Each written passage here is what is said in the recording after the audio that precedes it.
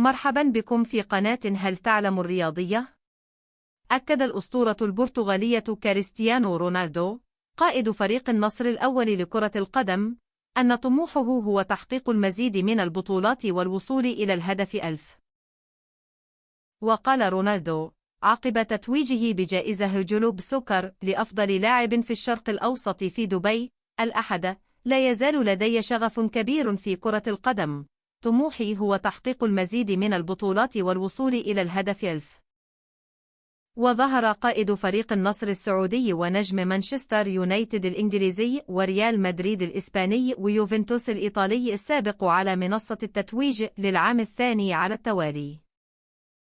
وكان رونالدو صاحب 40 عاماً سجل ثنائية لفريقه النصر في الفوز على الأخدود 3-0 في الدوري السعودي السبت، رافعاً رصيد أهدافه في مسيرته إلى 956 هدفاً.